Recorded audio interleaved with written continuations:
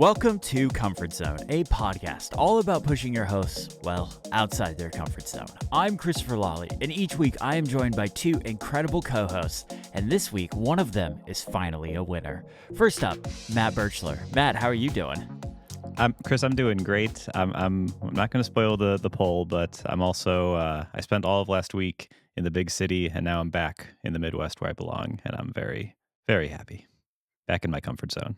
You were in Big Apple. Did you do the thing? I might have done it when I was there earlier this year, where you quietly say under your breath, "I'm walking here." No. What's going on right now? But I should have. Never mind. Anyways, we also have Neelion. Neelion, Okay. how are you doing? It's complicated, Chris. If you're watching the video, I've got a red nose because allergies. You're going to see me sniff, but maybe Chris will cut all of them out, but good luck for that. And yeah, big upset in the polls. The people are not happy. Yeah, and I represent the people, so let me tell you, they're not happy. Ooh, Yeah. wow. Okay. You know, whenever a French person talks about how the people not being happy, that usually doesn't end well for the rulers. I know how to deal with that. I'm just saying. Yeah. So, Neelion, why don't you take us through democracy and who won with our challenge of do iPhone photography? We had 3 different photos, and why don't you take us through it? All right, so we had one photo each. By the way, we forgot to add the links to the bonus photos that we talked about on the show. So I've added them posthumously to the show notes. So if you download the episode again, I think you'll see them in the show notes. Sorry about that. But yeah, so there was one photo each. I submitted my kitty in black and white, jumping out of a window. Jumping in from the window, I guess. There was Matt's doggy sitting on a couch looking outside at a car, of all things. Nice. And there was an Iron Man set, a Lego set from Chris. So the results are in the same order: 33% for the kitty, 37% for the doggy, and 30% for the Lego set. Very close, very close. Although I was shocked. yeah. Although we have a message from a representative of the people. Oh God. Yeah. So I'm going to read this message to you now. They're saying it's a great upset. Everyone was sad. Obviously, Matt didn't win. So obviously we need to recount everything. Some ballots had Lego inscribed in manuscript on them, so that was irregular all around. Hey, why are you kicking me? I lost. And plus, according to the constitution of Comfort Zone, there must be at least 200 votes for the results to count. Oh, no. So we will be rescheduling this poll. I'm uncomfortable with this impression, the speech. So yeah, I must agree with that person. So yeah. You can agree with them, but you know what? I'm going to back up Matt. I'm going to say Matt won. Matt had a great photo. Finally. I knew I was going to lose the minute you guys put up your pets as the photo. I was like, there's no way I could win. And especially because I couldn't go with my original plan doing Yosemite, but congratulations, Matt. You are a winner. Thank you so much. I think we've all won, though, because this is the first poll, I think, ever where we've all gotten over 30% of the vote. Right? This is hands down the closest we've ever been. So I think we all did a decent job. How about 3 pats on the back for all of us? Everyone just pat yourself on the back? Sure. Just okay. 3 times. Don't get cocky, but, Yeah. I did 4. That's it. I'm taking away your championship. Neon, you're the winner. No. There you all right. go. All right. I have a Everybody piece of- knew it. I was the winner. Sorry. I went all the now. Cut that.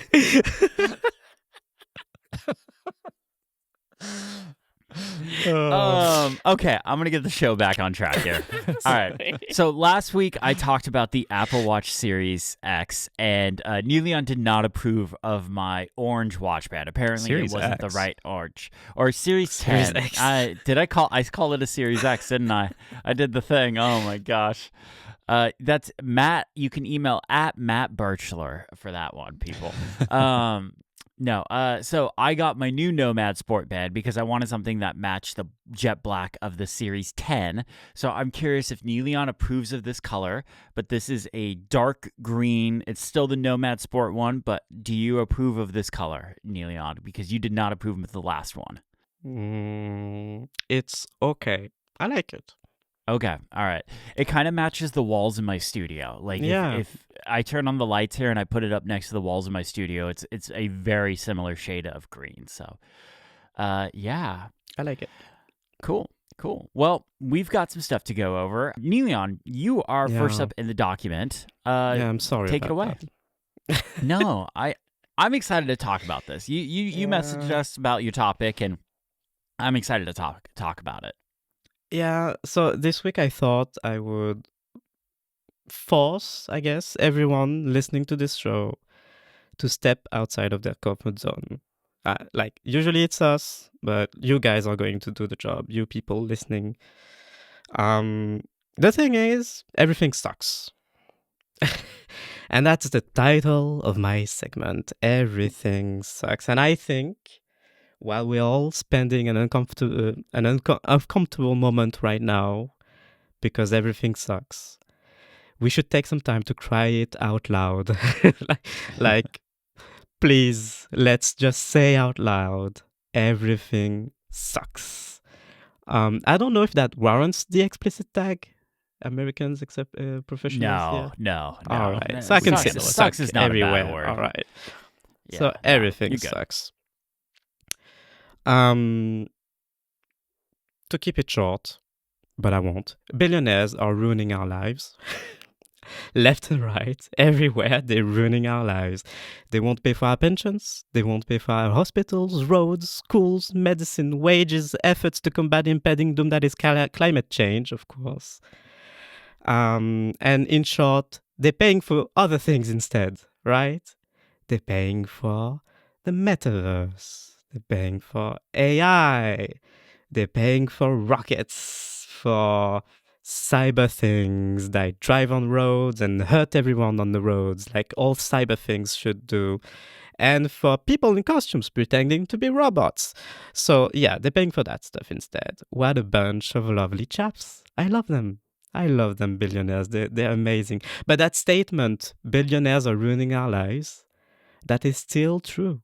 Still true, even if we restrict ourselves to tech here. Like I mentioned, a bunch of tech examples and other world examples. There's wars, schools, hospitals that are not being funded properly because some people are hoarding the money. All right. But even if we only count tech, because we're a tech show after all, yeah, billionaires are still ruining our lives. I think that still works. That statement is still true. Zuckerberg is out there wearing dumb shirts, praising his own name, and thinking he's got the future figured out. You know, a couple of years ago, that future where we all live in the advertisement field, metaverse. But I'm hearing now that maybe he's moved on from that. Maybe he doesn't want the metaverse anymore. At least he's not focused on it anymore. Too bad he renamed the company after it. But anyway, so yeah, now he's moved on to recreating Twitter from scratch, but worse. Because let's make it more fun, so let's make it worse.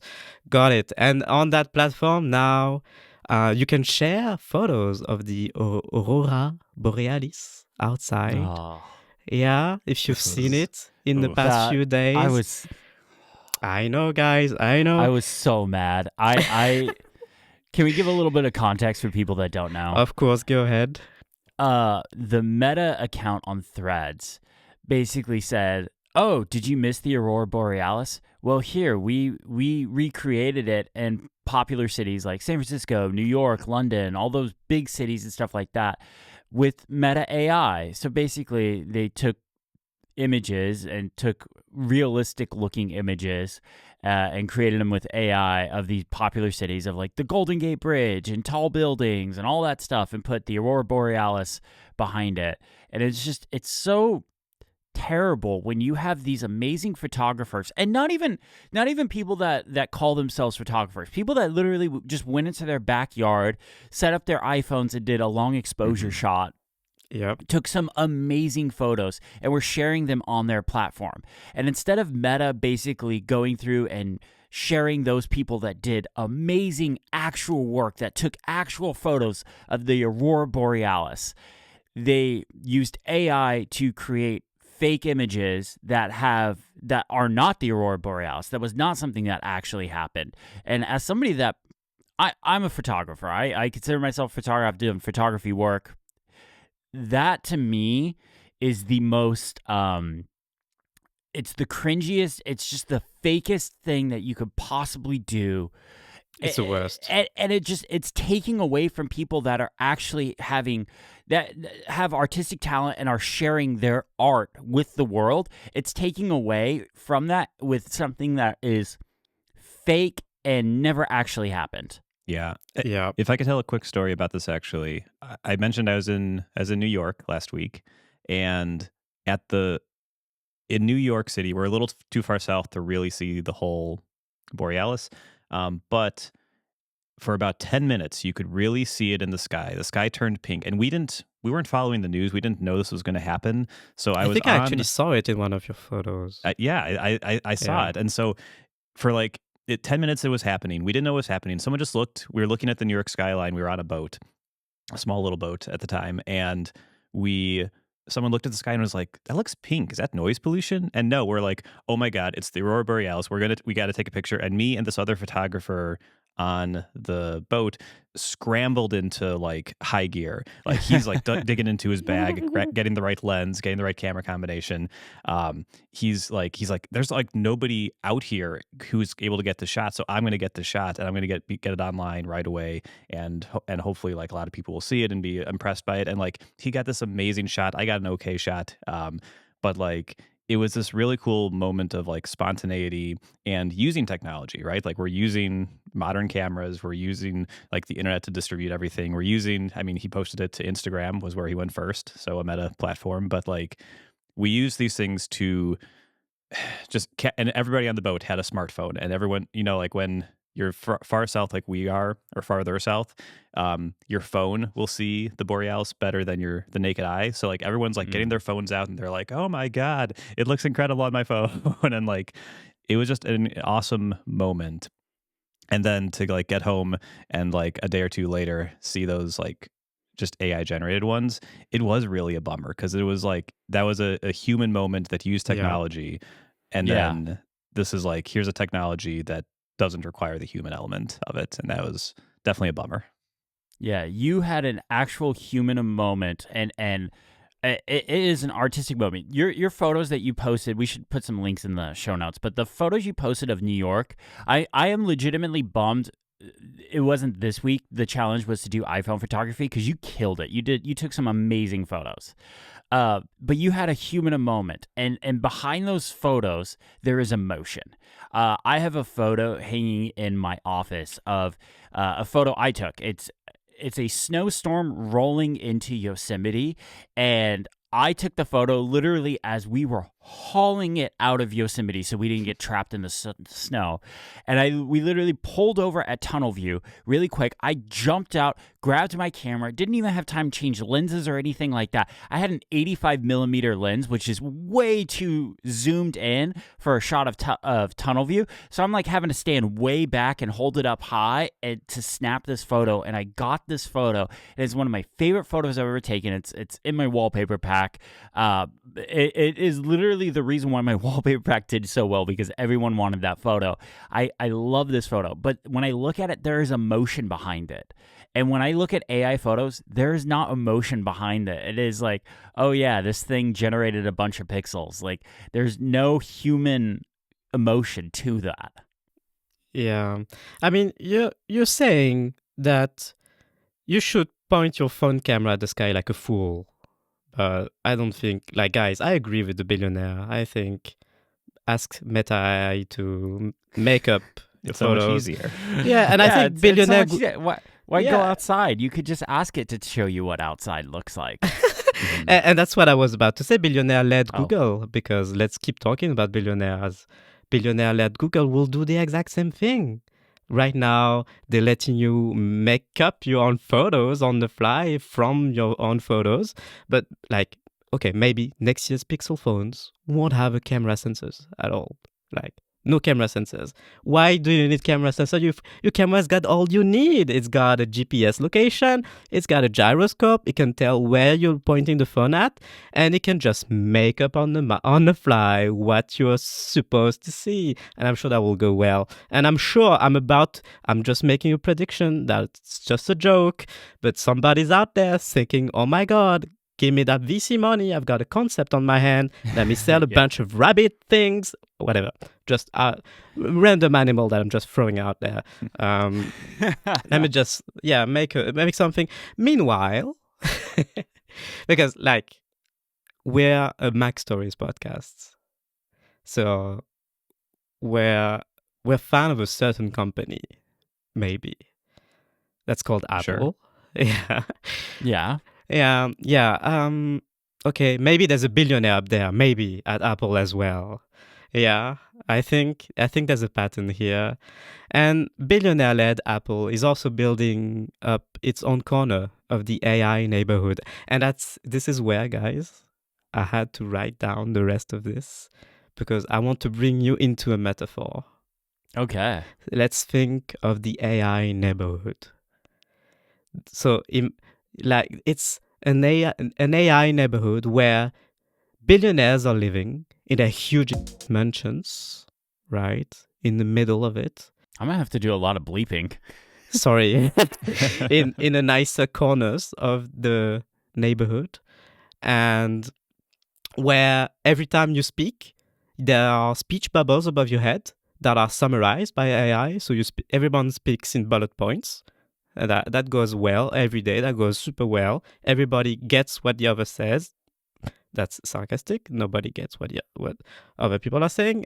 And where there's a certain someone dominating this corner of the neighborhood that's led by Apple, because each billionaire has its own corner, like I said. So Apple has its own. And in the Apple corner, you've got someone dominating it that's called Siri. And now, Siri used to be an old guy, like hanging out, answering questions. But can we label it as Tom Hanks? Because I like to think of old Siri, like Tom Hanks just sitting in a rocking chair. Yeah, used to be Tom Hanks. Yeah, Okay. and now it's somebody much worse. Okay, maybe it's Elon Musk disguised as Tom Hanks now, and he's wearing a glowing cape, like a queer baiting glowing cape, and now everyone pretends that he's better, and by everyone I mean Apple pretends that he's better. He's better than the old Siri. Now he's got a glowing cape. Anyway, that's the neighborhood. That AI neighborhood sucks. So everything sucks. That AI neighborhood sucks. And to bring you along the metaphor once more, there in this neighborhood, you're allowed to walk into anyone's home, steal their stuff right under their nose, feed it to your own AI pet, because everyone has an AI pet in there.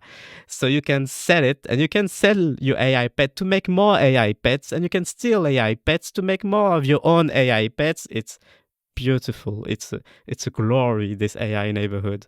And when I say when I say you're allowed to do all these things, I mean, of course, if you're one of the billionaires or in the corner of the neighborhood anyway. So this AI neighborhood, we're not talking about a gated community, though. Like, we agree. Because the open web is open. Anyone can come in the gated community, right? I mean, no, it's not a gated community. Sorry, mishap. It's not a gated community. It's a neighborhood. It's open. So come along, bring your friends, bring your family, pick your own spot in the neighborhood. Even if you're poor, you can come in. Sure, there are walls all around the neighborhood. Sure, there are bouncers at every entrance and exit to make sure that only a reasonable amount of black and queer people are allowed in. Sure. Oh, and sure, if you're one of those lucky black and queer people who got in, those AI bouncers might throw you around over the wall if you speak too loudly. Huh? Sure, okay. And sure, that might also happen if you dare say that most of the residents hate your guts and draw swastikas under your speech bubbles above your head with a bunch of VC money, of all things, to sell back your speech bubble with their swastika under it, because insults generate money just as the rest does. But it's open, okay? It's an open community. It's an open neighborhood. Everyone can come in. If you've got a startup, you can get a proper plot in the neighborhood. You won't have to live in the dumpsters like the common people who get in the neighborhood. You'll have to wire your electricity. Oh, if you're one of the startup people, you'll have to wire your electricity to one of the billionaire homes, of course, which means they'll be ready to cut you off at any moment if they don't like you anymore. But I'm sure you'll have a great time being friends with them and getting wired up to their electricity directly. And maybe you'll become one of them. Who knows? Hey, it's like high school. It's like the hypest, the most hyped clique in high school. Maybe they'll let you in. They're totally not making fun of you. Anyway, but don't fret. And I'm almost done here because I need to get this all out. Don't fret. There are people just outside the wall of this wonderful, non-gated community neighborhood that are reporting on everything that happened inside, right? We agree. There are reporters, journalists that are doing their job, right? And sure, some of them blame the EU for trying to rein in those billionaires. Sure. Some of them are doing that. And sure, some of them are too excited about Threads to properly report about its AI moderation that keeps throwing minorities over the wall. Sure. And sure, they will report about the failures of those AI moderation tools on Threads as soon as white people begin to be impacted by them. Sure, that will happen. And that happens all the time. But also, sure, as soon as Instagram head Adam Mosseri, that's his name, right, says everything is fixed, moderation is fixed. We looked at it. Oh, there was an issue. Okay, we looked at it and it's fixed. Those reporters out there outside the world will immediately go back to praising the platform and report about every single of its new features without ever mentioning again the fact that those failures are still here and ruining the online presence of people of minorities. So, guys, I think that everything sucks right now. I just got a feeling that everything sucks right now. And it's about to suck for a long while. I'm glad, Chris, that you said that this word won't get censored. It will suck for a long while. And I'm sick of this. Anyway.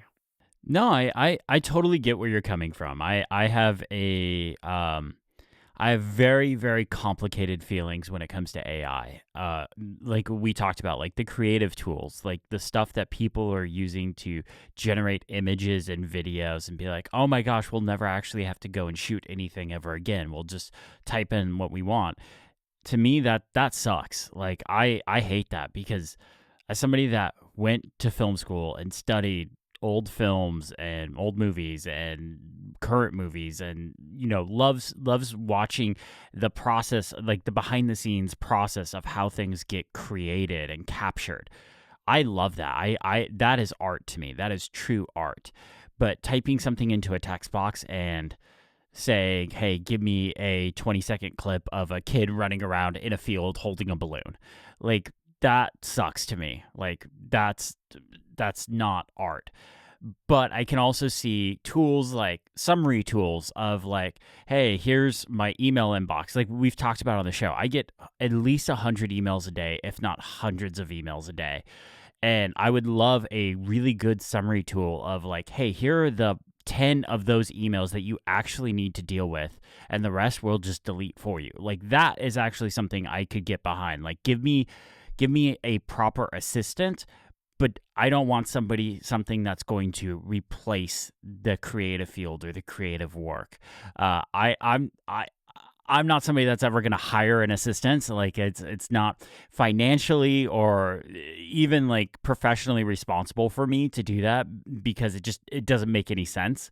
But having a computer generated tool be my assistant would actually be helpful to me. But I don't ever want it to start replacing creative aspects of my work and things like that.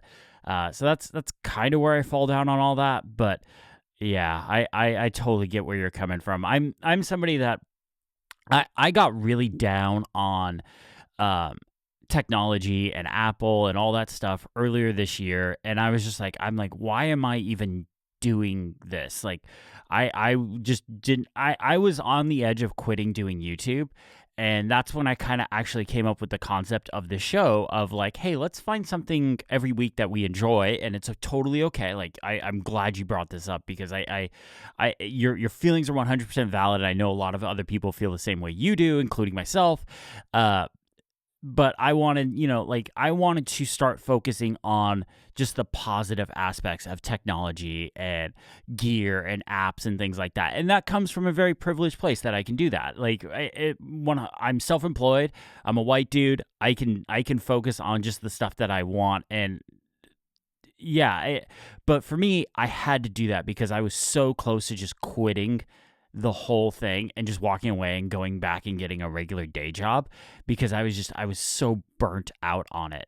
So while I am trying to just focus on positive stuff, I also recognize that there is stuff that sucks. Yeah.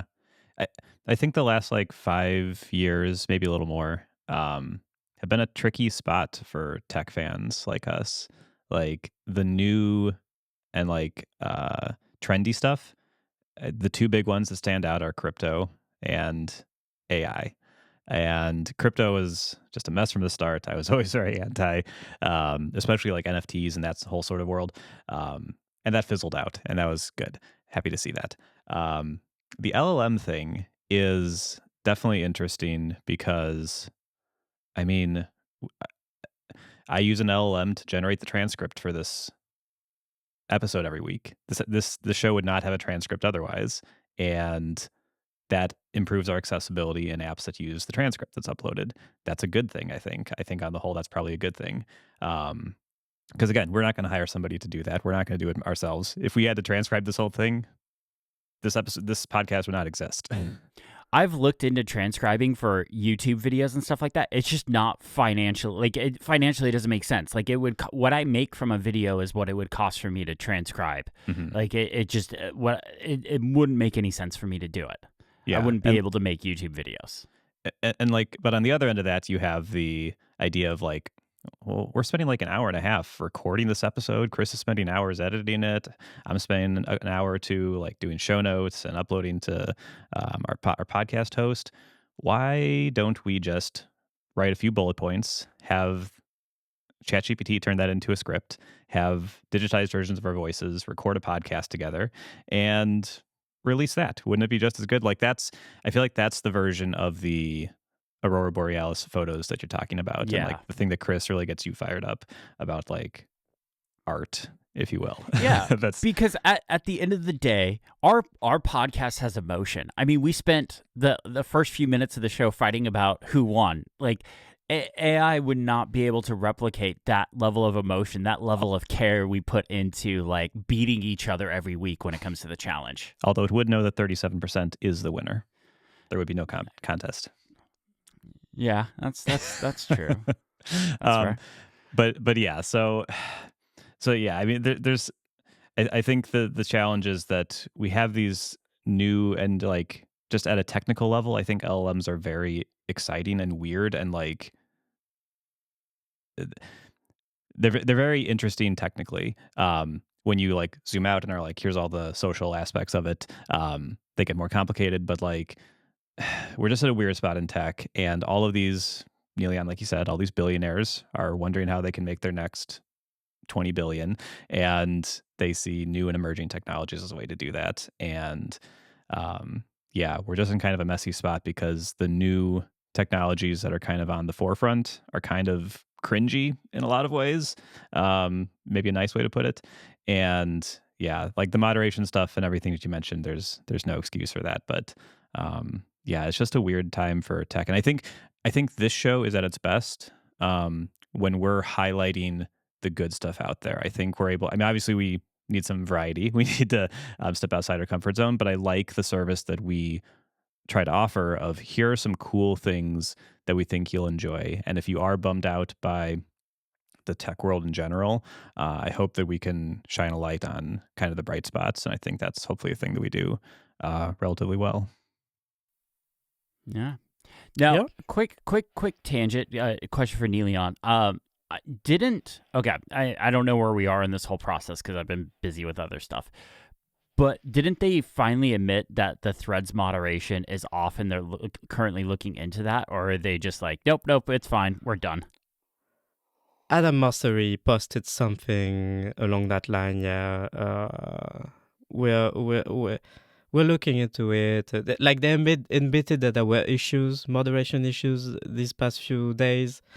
What I'm mad about is that people have been reporting issues since the day one of Threads, like day one. Mm-hmm. And day minus of Threads because days minus 100 of Threads because those were issues that were already up and being a problem on Instagram. And like I remember a time that was during the pandemic, I believe, when if you had the word lesbian in an Instagram post, you could have your account suspended. What? And you'll never get it back. And like I'm pretty sure some of those accounts that were suspended at the time, they're still not back. Like people gave up. There's no. And I wrote a story about this on Mac Stories this summer. Like there's a systemic failure from Meta to properly moderate the content on its platforms.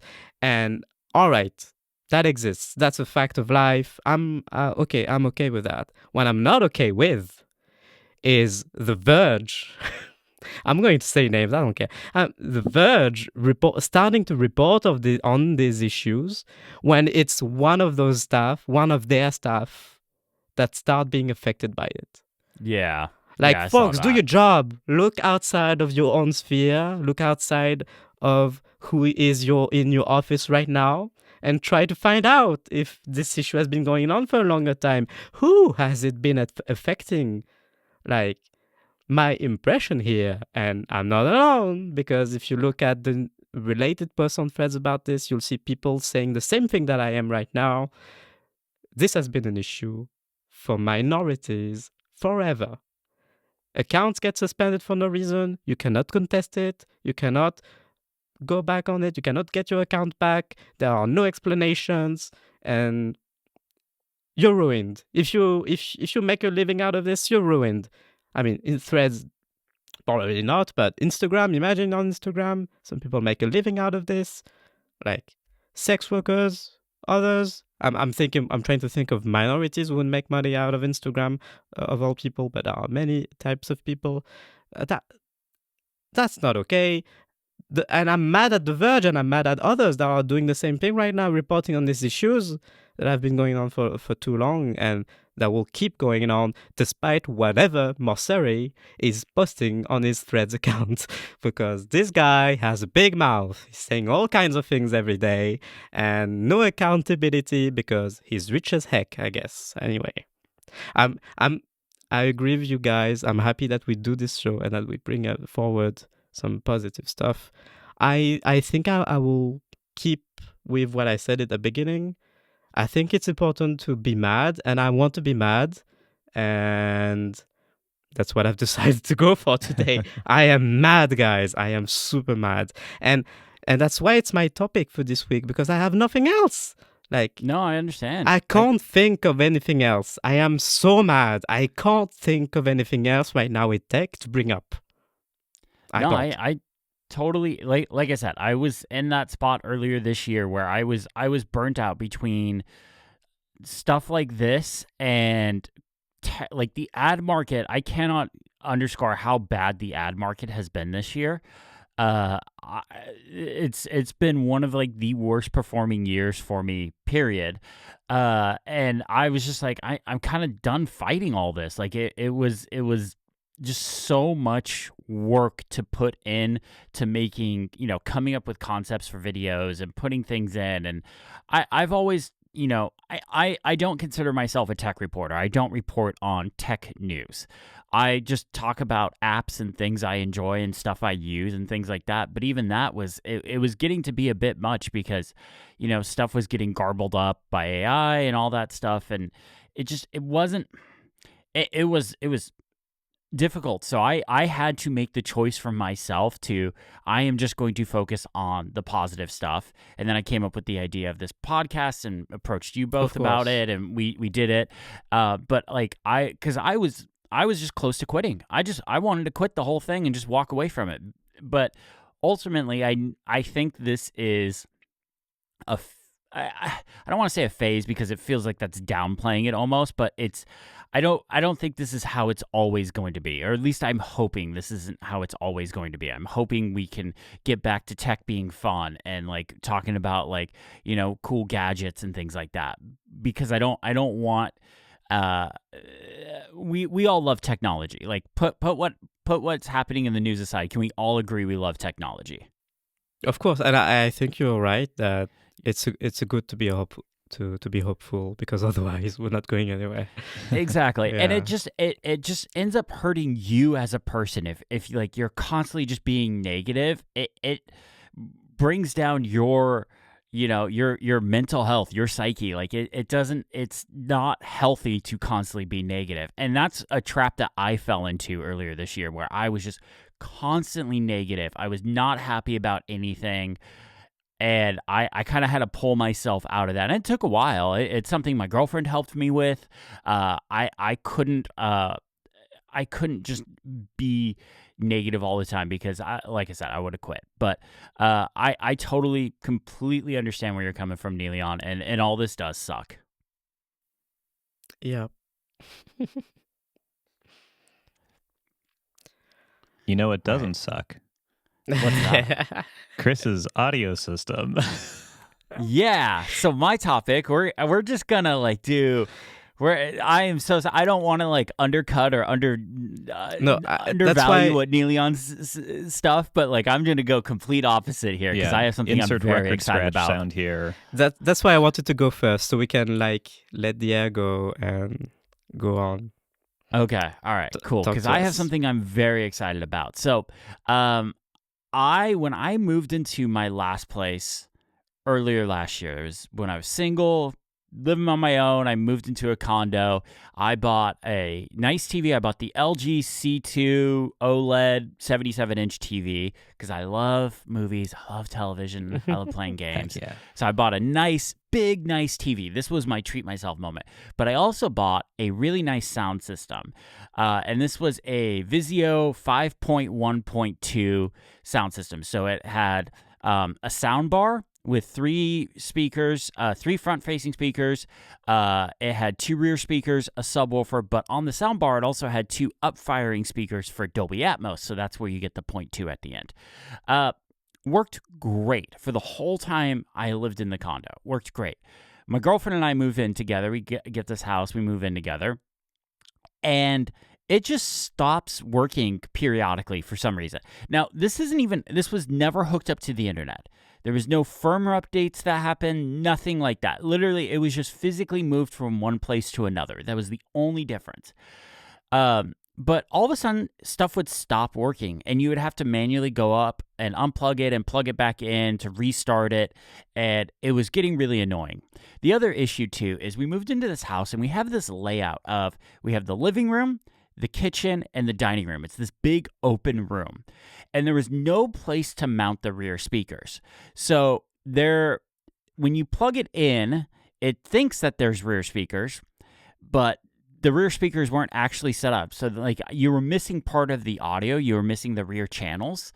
So if you would get something that was playing in a 5.1.2 or what surround sound setup you were actually missing something. So it was not working out well, plus it was going out. And then the thing that broke me is that this old sound system had a specific speaker just set up for dialogue, and that just went out. I was having to restart it all, unplug it and plug it back in, and it was just going out, like randomly just stopped working.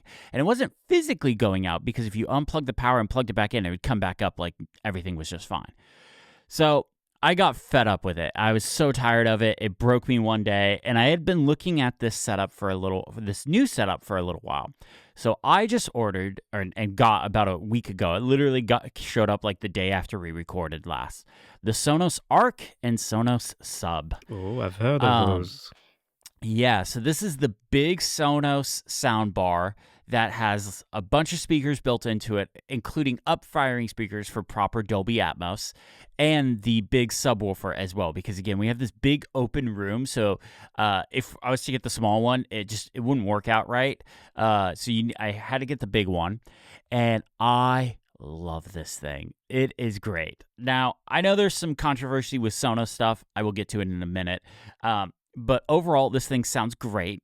You can use the app to calibrate it. And it's kind of funny because what it's doing is it takes, you set up the system, so you tell it what speakers are where and like put the pair together. So like I put the Arc and the subwoofer together so that it knows that it's all connected, and it's plugged in via eARC, HDMI cable into eARC. So it's all physically plugged into my TV, or the soundbar is, and the subwoofer is wireless. Technically, the subwoofer does have an Ethernet port, but I'm out of network ports at the router up there, so I need to put in a switch. But the subwoofer is plugged into the network ports. Or I'm sorry, the soundbar is plugged into the network ports. The sub isn't, but I ordered a switch to get that all set up. But it really hasn't affected anything. But I paired them together, and then basically what it does is you go into the Sonos app and you set up something that's called, I believe it's called True Tone, and basically it puts out tone sounds, and you take your phone and you move around the area, and it calibrates the sound for your sound system based on the tones and how it's hearing and your position and all that stuff. It was actually kind of funny because you can't do the True Tone calibration while you're on an iOS beta, and it currently doesn't support the iPhone 16 line. So luckily, I have an iPhone 15 Plus view unit it was actually a 14. I'm sorry. It was the yellow iPhone 14 Plus. It was the mid-cycle color. Ooh, nice. And I still need to send it back. I'm so sorry, Apple. I need to send it back. I just haven't had a chance. I keep forgetting. But luckily, it wasn't on a beta or anything. So I put the Sonos app on that and did that, and then moved back. But that was the only way I was actually able to calibrate it, because all my other stuff is on the betas right now, or a 16 device that isn't supported. But once I did the calibration, I turned on one of the scenes that I think has the best audio mix ever. And have you guys seen The Batman? I have. The Matt Reeves one? That's a guy in a black suit, right? Yes, it is. It's his name is James Bond. Oh, yeah. Okay. Yeah, no. Okay, so there's the scene in The Batman where the Batmobile fires up and he's chasing the Penguin. And it is one of the best audio mixes I have ever heard. Ever. It is amazing. It is a V12 in that car. Now, personally, I'm a V8 person, Mustang GT, V8 in the morning sounds amazing, but a V12 with that subwoofer, whoa. Are we talking about cars? Yeah, in the scene. In that movie scene, there's the Batmobile has Okay. It's really loud, it rumbles, but there's also some dialogue, there's also some gunfire, so there's high-pitched sounds, and then there's this part where this tanker truck explodes and the Batmobile flies through it, and the music is like very dramatic and stuff like that. It's just one of the best sounding scenes in any movie I've ever seen. So I played that and I was just completely blown away. Despite the fact I don't have rear speakers right now, because again, I don't have a place to mount them, and I refuse to put speakers on have you guys ever seen like those speaker stands that some people do when they don't have like a place to mount rear speakers? I refuse to put those in my house. For the side ones, right? Yeah. And the other issue too is where our couch is, it's in the middle of this big open space. So there's no power around it. It's a constant problem for me. Like if I'm working out on the couch and I need to plug in my iPad or something like that, I have to get an external battery. So I need to really figure that out. There is a way that I could go up into the attic and mount them up there, but I really don't want to go into a crawl space. But anyways, Best not to. yeah, it's best not to. But my point is, I am completely blown away by just how this soundbar and sub sounds. I don't have rear speakers, but it does have Dolby Atmos, so you're kind of getting that surround sound feel still, because that's the whole point of Atmos is you hear the noises coming from all around because it's firing the sound up and it's actually bouncing off the ceiling, so you hear it. It's pretty cool. Does it actually work? I feel like this is a thing. No, it does. Okay. I feel like this is a thing that comes up all the time with speakers. Like the HomePod, people were like really hyped up around like, it's not actually a mono speaker. It's doing 3D audio. It's actually better than stereo. And then it's like, no, it's a mono speaker. I am firmly against I have HomePods. I have the old ones. I have the new ones. I firmly against using the HomePods as TV speakers. They do not sound that great. They are faking all of that. But what should I do? That's what I'm doing. Oh, I'm sorry. They're actually pretty good. They're fine. They're fine. They are very good. I mean, it's my issue with them is they're wireless. You can't plug an HDMI cable into them and have it go over eARC. So they're wireless. Yes, you can. Oh, you can now. Wait, you can plug an HDMI cable into the how? There's no HDMI port on the HomePods. You gotta kind of dig away some of the fabric, but then there's an HDMI port in there. I don't believe you. No, it works if you have an Apple TV that they're paired to. It'll do eARC through the Apple TV. Yes. Okay. I was getting to that. You can do that, but I noticed when I tried this. I noticed when I was playing games on my Xbox, there was a delay. It was not synced right. That's the issue. Is yes, if you are just using an Apple TV, it works great. The minute you use any other input device, that's when there is a slight delay, and it was enough to just drive me wild. Yep. I found it worked well for video content on other inputs because video can be buffered. But with games, you can't do that. So games were the issue I had. I don't think we've had that issue with the Nintendo Switch.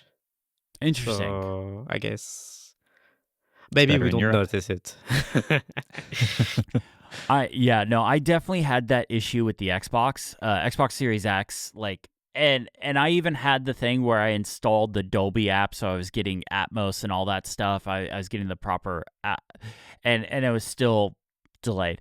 If you do have a Dolby Atmos setup, go into the Dolby, and you have an Xbox, go into the Dolby app on the Xbox, and there is a demo of Dolby Atmos in there that will blow you away. And it does a really great job of turning it on and off so you can actually hear what the difference is. Killer. Really great option if you have an Xbox and a Dolby Atmos setup. Have you seen that TikTok? Sorry.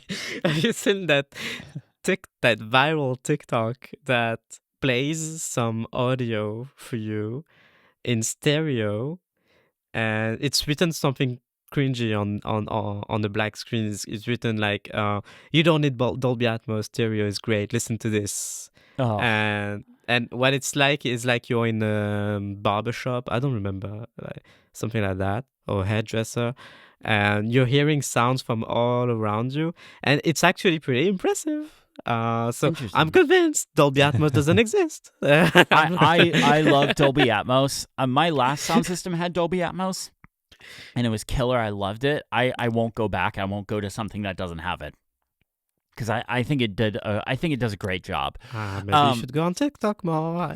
No, I still have never downloaded the TikTok app. I refuse to. I have what TikTok did. Whole nother tangent. I don't. Anyways, refuse. Wait for Matt's challenge. But the controversy around Sonos right now is, like, I think it was like 5 or 6 months ago, they put out an update to their app, and it is not a good update. Like, a lot of people have been complaining about it. Like, it's not easy to play music and stuff like that. But I don't quite get the controversy, and let me explain. So, yes, I used the app to do the setup, but once I got the setup done, I've never opened the app again, because all the Sonos stuff is AirPlay 2 receivers. So if I'm going to just play music to the Sonos stuff, I can just AirPlay it right from Apple Music or Overcast or whatever. So I never actually end up going into the Sonos app to like do playback and controls and stuff like that. I don't get why everyone is so like, it's not a great app. I will fully admit it is not a native app. It definitely doesn't have that native feel. It's not a great app experience. But once I did the setup, I've never had to go back into it again. So I'm wondering, am I missing something? I think I'm surprised how many people I talk to with Sonos stuff who use the app to play to the speakers. They will use the Apple Music integration in the app. They will use the podcasts integration, and they don't AirPlay necessarily. It's weird. I AirPlay as well. I just signed into the Sonos app on my phone for the first time in like 5 years because, like you, I set it up and then I haven't touched it since.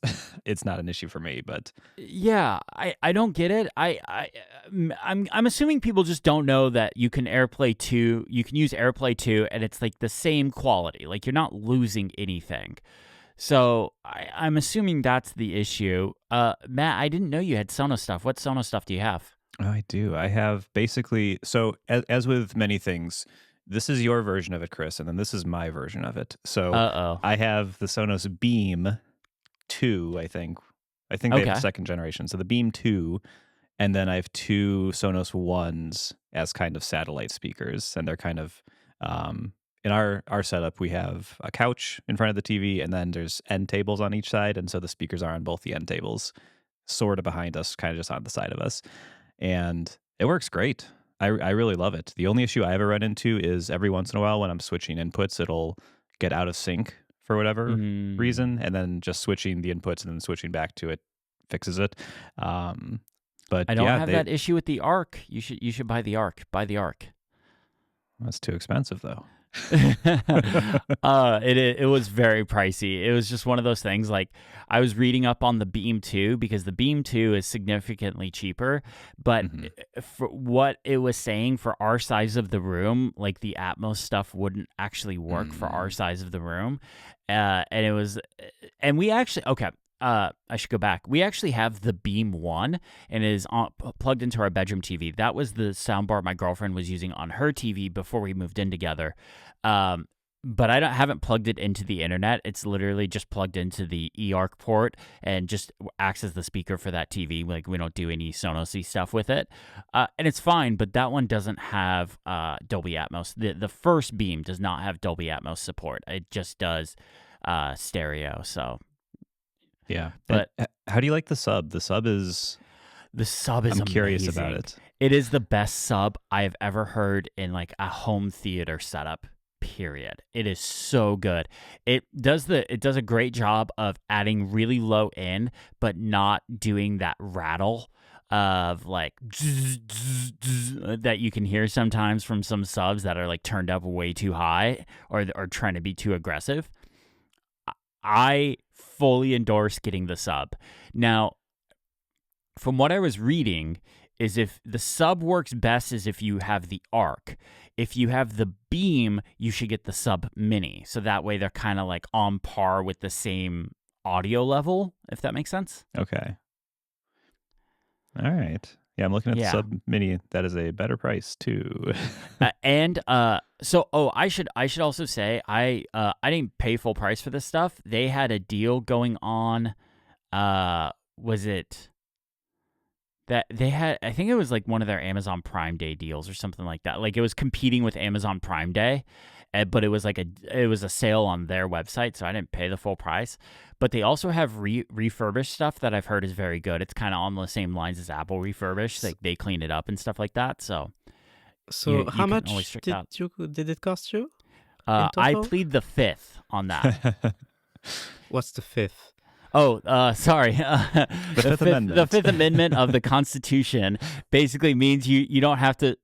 It means you don't have to self-incriminate. So if you're pulled over by a cop or something like that and they start asking you like, did you murder somebody? You can plead the fifth so you don't have to self-incriminate yourself.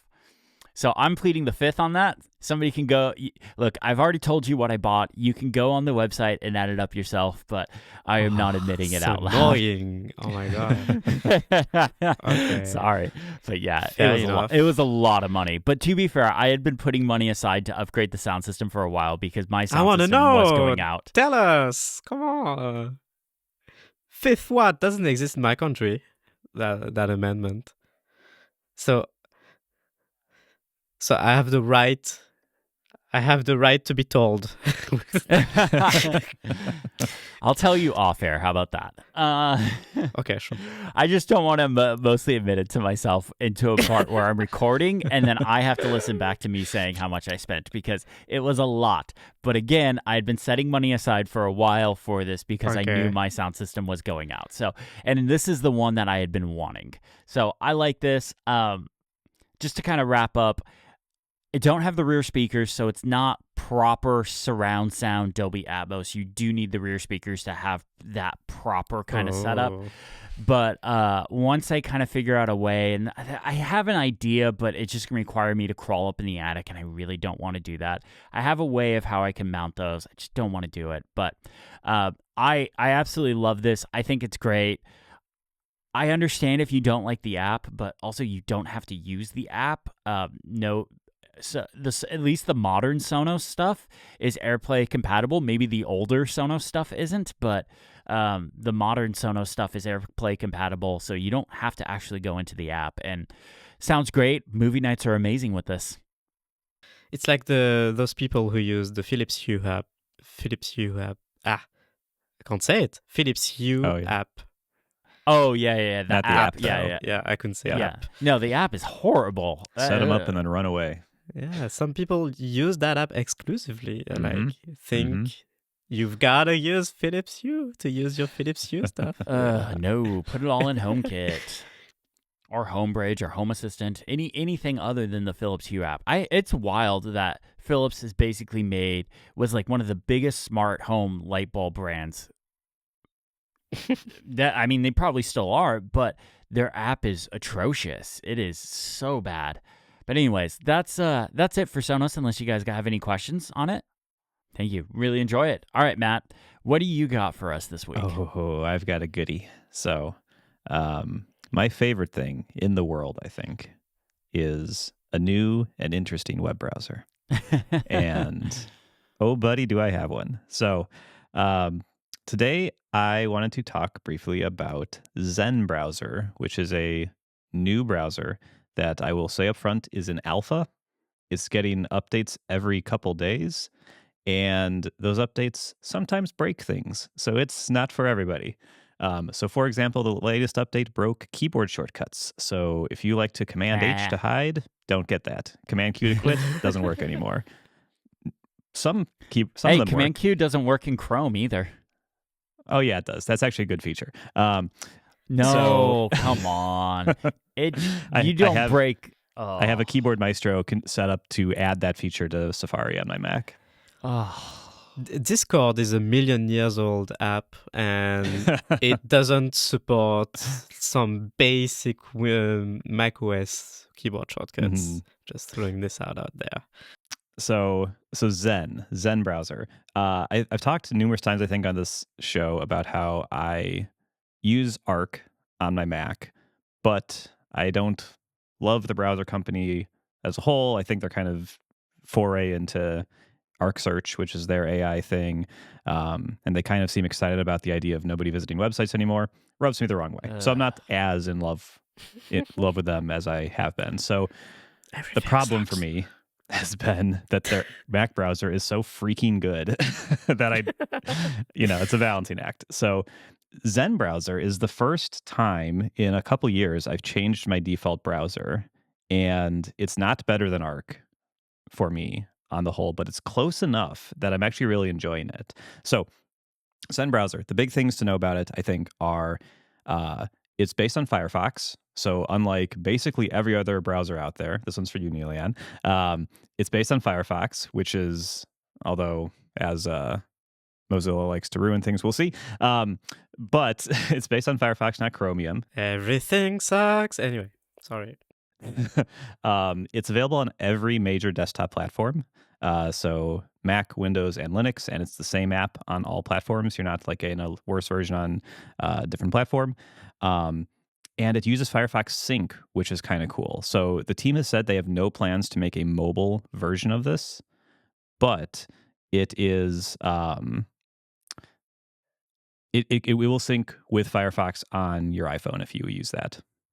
What's interesting is I just looked up Zen Browser in the App Store on my iPad, and there is one called Zen Browser. Right. So is it not? I put it in our text group. It's literally, but it's like has a terrible rating. It looks like it never gets updated. Like I don't know. The last update was 2 years ago. So did these people like buy the Zen Browser out and are like doing something else with it? I don't know what's going on here, Matt. Explain yourself. I think this is unrelated. These are Okay. this is 2 ratings, an average of 3 stars. Yeah. There's a 5-star and a 1-star. Yeah, I was gonna say the 5 stars probably from the developer reviewing their own app, Exactly. which you should definitely do right away. But if you have two reviews, you can kind of tell. Yeah, that's unrelated. So not available on the iPad. I'm sorry, Chris. Okay, If all right. you want to power down during this segment, that's okay. Yeah. I'll go for a walk or something. Whatever. But I really like it. And so in addition to like the Firefox thing, it's open source. So if you're into that, you can be excited about it being open source.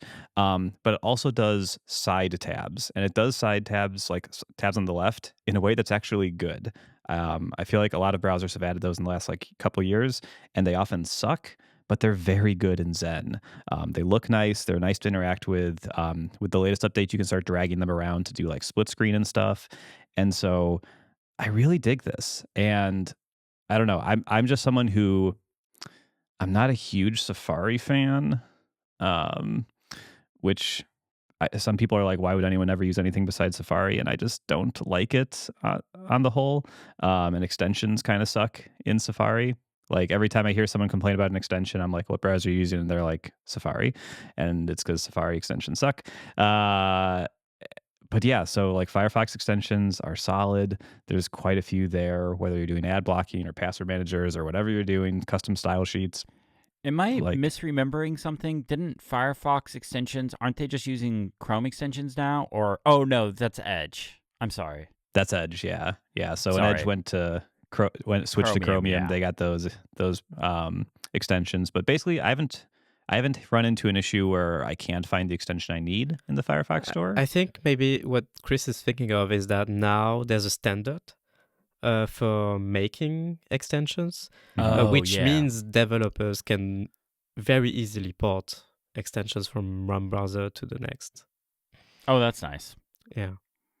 No, Yeah. I actually think I mixed up Edge and Firefox for a second. To be honest. And so, yeah, and it's themable. There's themes built in. You can customize the look of it. I have it set to a nice blue, which I think is very comfortable. But you can make it pink or yellow or orange or purple or red or whatever you want. There's a whole community of extensions as well, so specific to Zen to customize the UI that are already out there. Some of them don't work. Again, it's an alpha, but it's already got like people working on it and kind of an active community. So it feels kind of like very, very early days of Obsidian in a way, with a lot of people just kind of figuring out what to do with it. If it becomes remotely as successful as Obsidian, that'll be amazing, but time will tell. There is one downside to this app that will make it immediately a no-go for some people, and that's DRM. So apparently, to make DRM'd content work in a web browser, you need to have a license. And Zen is free and open source and has really no business model right now besides donations. And they don't have the money to pay for that. So you cannot use Spotify through this. You cannot use Apple Music through this. You cannot use Netflix through this. YouTube works great. But if you use like video streaming or music streaming sites, they are likely not going to work at all. So that's the one thing. I don't do those in the browser, so that's fine. But just be aware. That is a thing. Isn't that messed up? Like, It is messed up. how come you can't just make your own web browser and not invest a ton of money just to make sure that streaming websites work? That's kind of messed up. It is kind of messed up. But yeah, that's the one thing. I didn't even notice it until I was doing research about the browser and found it was an issue, and then tested it and confirmed it was. Yeah. But yeah, But I guess the solution here is let's make it popular so there's generous donators that can give it the money. yeah, that would be great. I think they do have some larger donors, like bigger companies who have made donations to them. But yeah, they definitely need more. Someone just needs to buy this for them every year. Yeah. This license. But yeah, that's pretty much it. The side tabs were the thing I was really excited about. It's cool using a browser that's built on Firefox and not Chromium. And it also does that thing. Again, it's in alpha, so it's a little shaky. But it does a thing that I think Arc does really well, where you can set up different workspaces where you can have different accounts signed in, and you can switch between them with a keyboard shortcut, which I don't think you can do in Safari. It's like multiple clicks to do it. Yeah, there's no keyboard shortcut, but you have to jump through. But what I do is I tie my profiles for Safari to focus modes. So I have like focus modes set up that jump between everything, so that way I'm signed into the right accounts. Like I have a demo profile for when I'm filming stuff, so I don't accidentally leak something and things like that. Yeah. My use case is I'm like using day job stuff and personal stuff, and I'm bouncing between the two. Like my social media is on one group, and anyway. But yeah, it does that with workspaces and profiles, channels. What are they called? They're called something weird in Firefox. But The containers? containers, thank you.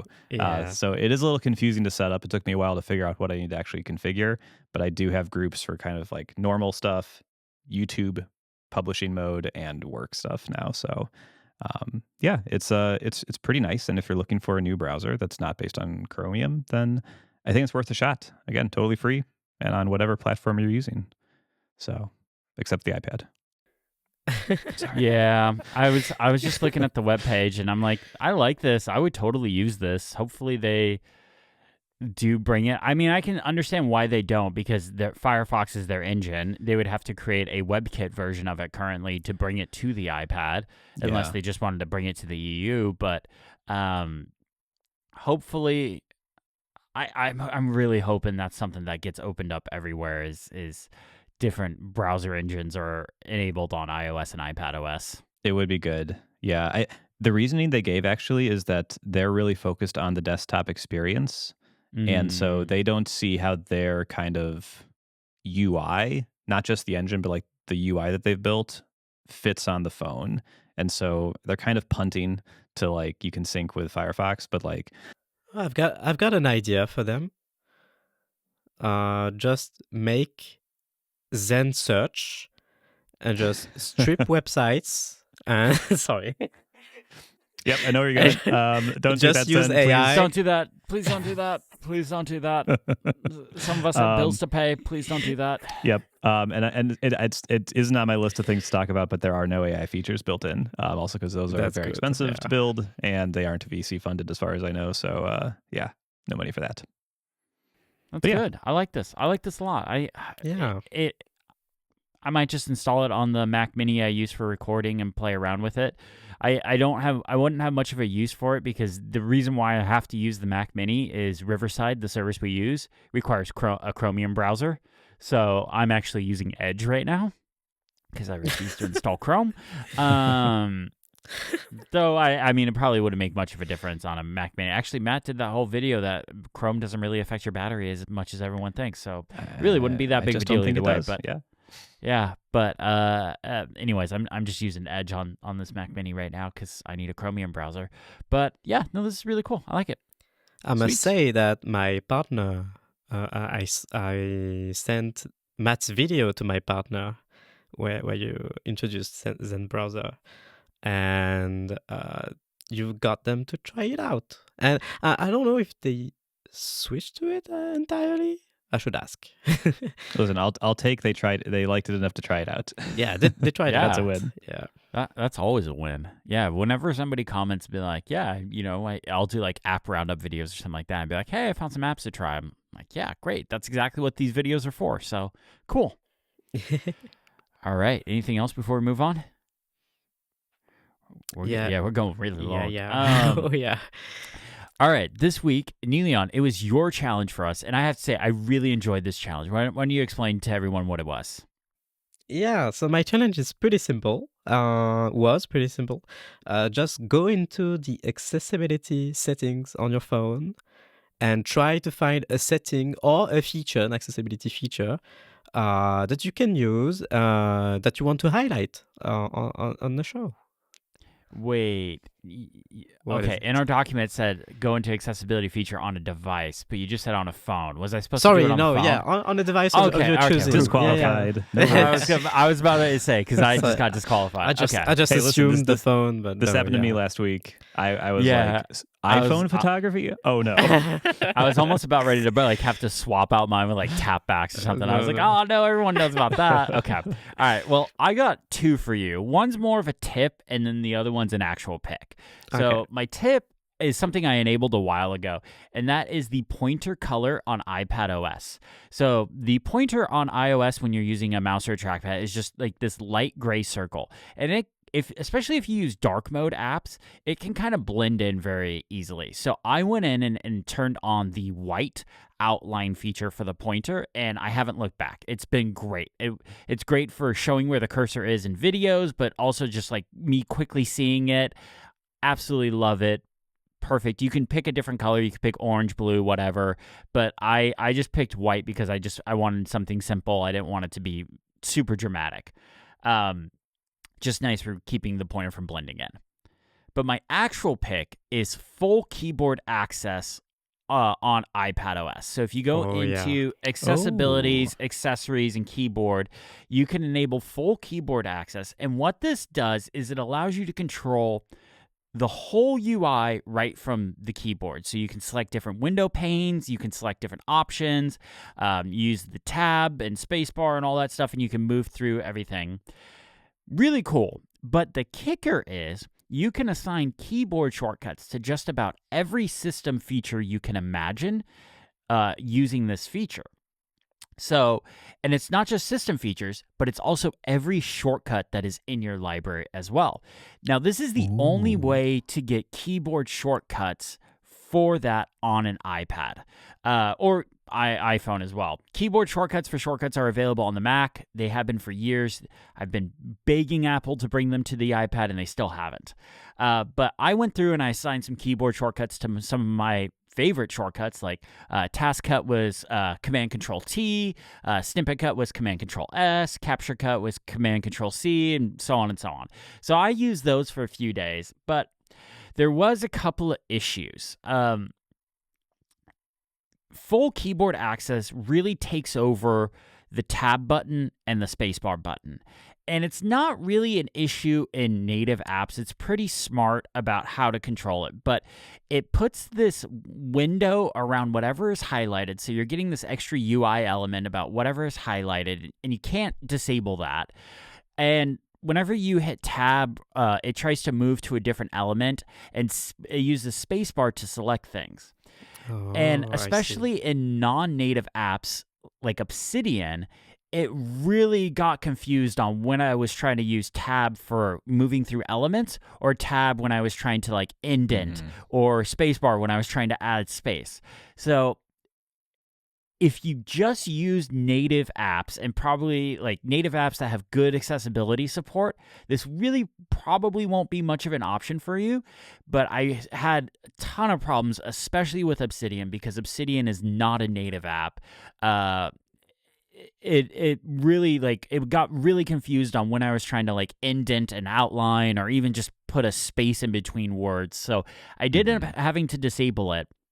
But it just got me thinking about like how kind of annoying it is that there is a system in place for adding custom keyboard shortcuts, but it's also tied to this other thing. And I'm not saying full keyboard access is bad. Like, I'm glad it's there for the people that need it, but I don't think these two systems need to be tied together. Like, you should be able to create custom system-wide keyboard shortcuts without having to enable the whole like tab and spacebar windowing control system. it's there. They just literally just need to pull it apart. And I might have mentioned this to Apple. Yeah. I'm glad it's there, but like these two things should not be put together. They should be pulled apart because having the ability to set up custom keyboard shortcuts on iPadOS would solve a lot of people's problems with using iPadOS as like a productivity OS, like their main work OS. Yeah. I have quite a few system-wide keyboard shortcuts I've set up with Keyboard Maestro on my Mac to run things. No matter where I am, I can copy text as plain text, or I can do these quick little things here and there. And being able to do that on the iPad through shortcuts would be awesome. I will say that there is a history of Apple bringing features that are part of their accessibility settings into full-featured things. So the mouse Yeah. cursor is kind of the biggest example of that, where there was a mouse you could use through accessibility, and that eventually turned into just a feature that was available everywhere. But there's numerous of these, so there could definitely be a world where it turns into something you don't have to turn on this feature for. Yeah, and this has been around for a few years. This isn't new to iPadOS 18, but I don't know why they haven't why they haven't done it. It really should be a thing. Like I said, I'm glad it's there. I'm not trying to put down this feature or anything like that, but I do think like the two parts of it should be pulled apart. Mm-hmm. Well, there are too many things in iPadOS 18. They didn't have room. Oh, Matt's got jokes today. Ooh. Sorry, just a little jab. I've got two suggestions for you, Chris. Okay. For that issue with Obsidian, there's a control center thingy that you can add now. So you can add a control to control center to toggle on and off full keyboard access.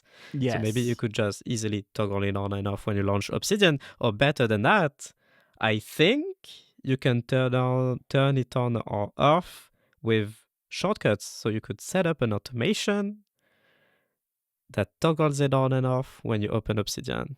So I had this thought, but the Yeah. issue is I run a lot of shortcuts while I have Obsidian open. So turning this off would okay. disable those keyboard shortcuts that I set up. So it kind of would just it defeats the purpose a little bit. Plus, there's a few other apps that I had issues with. Discord, notorious, trying to get this feature to work while in Discord, it didn't work at all. So Threads, same thing. Like there's a handful of Lightroom. There's a handful of apps that I use that it just did not play well with, which is unfortunate. But I did have this thought, and it's a really good thought. It's just I just used too many shortcuts while using Obsidian. Yeah, man, Discord. It keeps coming up today. Have you ever used Discord with Stage Manager? Oh yeah, it's just the sidebar. Stage Manager on the goes- iPad. Oh my god. It's so bad. It's so unbelievably bad. So there- I'm the bummed person today, and yeah, let's go all in. Discord, you suck. Just do something about your apps. Even on the Mac. I mean, on the Mac it's all right because it's a web app after all. But like, Oh man, yeah. so mad right now. Anyway. All right, so that's mine. Matt, what do you got for us? Yeah, so mine is very simple, but it's I think it's a cool trick that if you're anything like me, which is very few people, I bet, you'll like this. So I keep the text on my iPhone pretty small. I like to see more text. I have pretty good eyesight, and Like below the normal. yeah, I think I said 90%, Okay. maybe 80. I'm not sure. I'd have to Ooh, flaunting your eyesight here. Oh, it's at I just had to order new reading glasses. 90. It's funny you say that. So it's at 90%, a little smaller than normal. So I have just tons of stuff on screen. But right after I wake up, my eyes are kind of fuzzy. You're coming out of like sleep mode and everything. And I've found I just can't read when I'm reading in bed, whatever. first thing I do when I wake up is I reach my phone. It's fine. We don't have to talk about that now. But while my like eyes are still adjusting to like being open and awake for the day, everything's fuzzier, and so I need this text size to be larger to read whatever's come in. And so what I've done is I've created an automation in Shortcuts that at 4 a.m. every morning, which is before I wake up, but at 4 a.m. every morning, it will switch my text size to like 130%. So huge. Jinx. And then it Smart. automatically turns itself off at 6 a.m., which is at what point it will. I'll definitely be out of bed. So from like 4 a.m. to 6 a.m., the text size is very large, and it just means that if I reach over for my phone at that time, I can read the things that are on my screen, and then it automatically switches back to normal after that. So it's a pretty nice thing. Didn't take long to set Nice. up either, and it's super simple. I might be able to share that as a link if someone just wants to download it. And Are we talking about the setting that's in display and brightness? Or is that not the same one? Yeah, I was gonna Oh, say, no. is this not inaccessibility? Because Oh no, hold on. I didn't mean it. I didn't mean like he might be disqualified. No, I didn't there mean is it like display that. and text size as one of the top accessibility Yeah, I was features. just confused which setting it was. Oh yeah, It does live in display size and text size, Yeah. larger text. It does have Oh, that's it. an option Okay. there. So Found it. I but think is that this the counts. option that you're automating? It is. Okay, all right. They may show it outside of Chris accessibility was as so well. excited. but it I does was technically like, count. one down. So mine is set to the first. Wow. Oh yeah. So I just used- which setting is that? There's no number. Oh, but it's toggled off. No, I don't get it. mine's literally the middle. Like I have the absolute Oh, middle. I just okay. use the recommended one, but I'm an old man. I'm confused. Do you have to turn the setting on for it to take effect? Oh no. Okay, it gives No. you more options if you toggle it on. If you have it in Control Center, it'll tell you the percentage there. I got it. Okay. Okay, nice. Sorry, Yeah. just questioning, investigating the setting. Neleon, what do you got for us? Yeah. So I've got a feature that's pretty old now. Like I still think of it as a new feature, but it's actually pretty old now. It came out with iOS 16, I think. That's live captions. Live captions, you can add it to Control Center, which I think is essential to use this feature. Because otherwise, if you turn it on, it's always somewhere on screen. So it takes room on the screen. So anyway, the feature, what it does is it will transcribe in real time on device whatever audio is playing right now on your phone. So like if you're watching a video on YouTube in the YouTube app and you turn on live captions, you'll get this floating window with the live transcription of the YouTube video. It's using the audio output of that video to transcribe. So it works in YouTube, but it works in any app that outputs audio. It's system-wide, and that floating window is always there. You can collapse it, so it's just a floating bill, or you can put it to the side, just like picture-in-picture. But I think if you want to use this feature, add a control to Control Center, so you can just get rid of it when you don't need it. Let me tell you how I found this very useful. So sometimes I go to bed. I say sometimes. Always. Do you actually ever sleep? Yeah. What I meant to say is always, very often, I go to bed way later than my partner, and we sleep in the same bed. So my partner is asleep, and I don't want to make any noise. And if I've gone to bed without my headphones, it's very likely that I'm going to be too lazy to stand back up, get a pair of headphones, and get back into bed. So what I do is to use my phone without any sound, and to watch YouTube videos on my phone without any sound is turn on live captions. And it's pretty good. So you're going to say, I hear you in the audience, same person who was complaining already in the reviews on Apple Podcasts that this podcast is way too political. I hear you right now. You're saying, hey, but YouTube already has automatic subtitles. Yeah, it's much better than that. Apple's live captions are much better than anything YouTube is doing with their subtitles right now. That's interesting. Yeah, one main thing that it's doing a lot better is punctuations. So subtitles without any punctuations is okay if you've got sound. Like if you got sound and you're reading the captions at the same times, it's all right not to have any punctuations and not to have clearly the limits of the beginning and end of the sentences, etc. You can still make sense of it.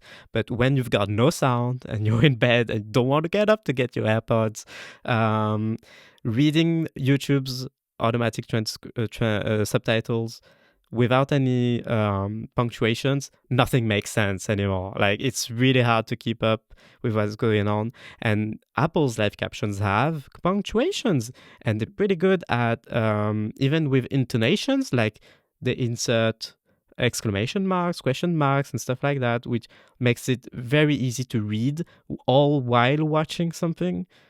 So I would recommend trying it out. Big bummer, it only works with English. Yeah. And I remember that when it came out with iOS 16, I was excited about this feature, but I didn't use it, and I never used it until now because it was only available in English, and my phone was set to French at the time because I didn't already write for Mac Stories, and I didn't have to take screenshots of my phone all the time with text in English. So I had my phone in French at the time, and you've got to have your phone set to English to use the feature. Sense. Yeah, to use live captions. Yeah, it makes sense, but it's too bad that you can't just have a different setting in there. I don't know. Yeah. But anyway, it's really good. Try it out. That's cool. It's a better alternative to YouTube's automatic subtitles. You should go in and watch the video version of our podcast and see what YouTube labels you, Neilion. It's pretty funny. It's always something different. It's never the same thing. It's hilarious. It does not know what to do with your name. Yeah. Okay, that's pretty cool. I like that one a lot. I guess we'll do democracy to decide who wins, because I think these are all pretty good. How are we doing democracy for this? Like, pick the best accessibility feature. Pick the best accessibility option. That's not problematic at all, right? Yeah. No, that does actually sound pretty bad. Not saying that out loud. Yeah. Maybe we just don't pick a winner for this one. Maybe we don't. Yeah. They're all really good. Yeah, I like all of these. I think they all highlight something very different for different people that could benefit from them. I think I want to pick a spiritual winner, which is Matt. Who is Matt? Because he's got shortcuts involved in there with the scheduling. I got shortcuts involved in mine. Yeah, but you disabled it. So yeah, that's true. I did. I did. Mine was more, I wanted to highlight this feature, and hopefully somebody at Apple is listening and is like, oh yeah, we should pull these apart. And yeah, it would make sense, but yeah. Yeah, live caption is French, please. Yeah. All right, Matt, it's your challenge this week. What do you have for us? Oh, I have such an easy challenge. I think. No. Oh man, okay. I'm so busy this week. It is. You're gonna love it. So my challenge is to find a fun free game to play in the App Store. Oh, okay. I like this. Yeah. I was going to say Apple Arcade, which is technically paid, but try to find a effectively free app, an app that you can enjoy a game that you can enjoy for free. Okay. Interesting. Okay. All right. I would. I like Okay, I would count Netflix games if you already pay for Netflix, and I would count Apple Arcade if you already pay for Apple Arcade. Well, then I already know which one I'm picking. Okay. Yeah, Alright. I don't think. I think we should take out those. I mean, it's your Yeah. challenge. We're not going to tell you what to do, but we're all going to pick Bella Outro or however you say I mean, it. I hear about Bellatrix all the time. I don't know what it is, and I don't want to know what it is. Do not doubt. You will never get anything done. It is the ADHD trap. You will never get anything else done Yeah, in I'm your not- life. Yeah. Okay. Let me tweak it then. Do you guys both have Netflix? No, I don't. Technically, I do, but it's my girlfriend's, and I never sign into it. I never Okay, watch anything on that won't it. work. I'm so tired of true crime games or true crime shows. Okay. Well, try to find a free game. that Okay. You enjoy. All right. Okay. And if it's part of All one right. of those subs, I'm still counting it as free. Okay. All right. It has to be a free mobile game. Mobile game. It must run on your iPhone. You can play it on your iPad if you want, but like if someone's listening on their iPhone, they should be able to download it from their iPhone. Okay. All right. I have a spiritual pick, and I'll look for an actual pick, but I have something that sort of, but it's more like we'll get to it next week. All He's right. already saying that it's going to cheat. Look at that. No. That won't be my actual pick. I promise it won't be my actual pick. Okay. But it's something I would like to highlight because I think people would like it. But my question for you guys to wrap up the show: what is a smart home device you want, but either doesn't exist or isn't possible for you to get yet? Like it's a conceptual thing. Like people have like it's technically been made, but you can't just go and buy it right now. I think mine's pretty straightforward, and it Okay. really exists. Like, but I can't get it, and that's smart blinds. I really want smart okay. blinds. Mm. And Those are the way that our windows are shaped, and like nothing about our setup would work with those. And I think it's the bias of the tech industry, the home tech industry that's biased towards America, because like I don't know any European home, at least not in my area, where smart blinds that are available out there right now would work. So open-minded, send them We to ha- me if you have, but We have those in our bedroom, and I love them. yeah, we really like it. Matt, what's something you want? So what I want does not exist. It is a robot that will rake my yard for me. Oh, well, I mean, you could get one of the lawnmower robots with the bag, and then it would chop up the leaves and. Oh, What's but rake?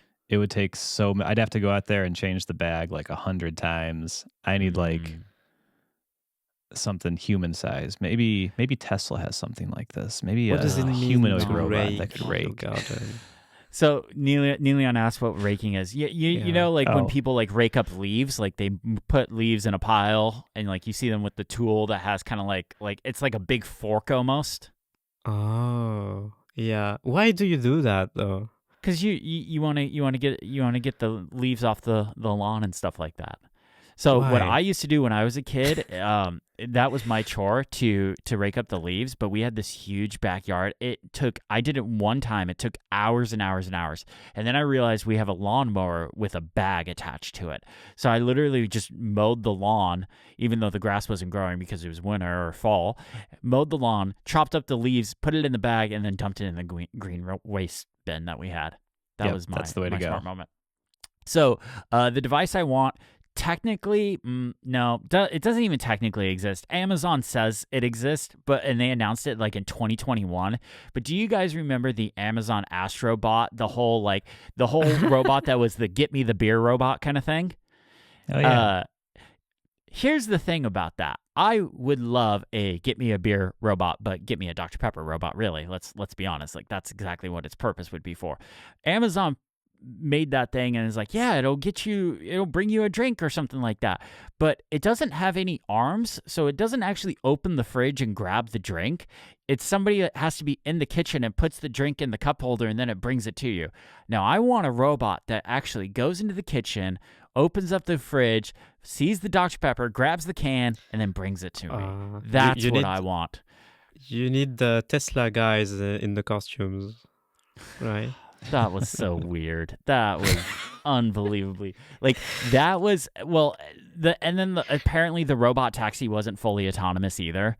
So like none of it was actually completely autonomous. Yeah. It's like okay, you are being very shifty right now, and that is not okay. But anyways, let's wrap up the show. Thank you all so much for listening. Huge thank you to Mac Stories for having us. We are a Mac Stories podcast after all. If you'd like to see the video version of this, we are over on the Mac Stories YouTube channel where we just hit 1,000 subscribers. We're rebuilding that channel and getting it all going. So that's pretty cool. That is a lot of hard work. As somebody that has done that before, that is a lot of work that goes into that. So super excited about that.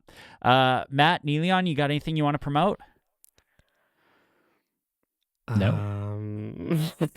All right. Well, we're just going to wrap up there. Thank you all so much for listening. Have a great day. Bye-bye.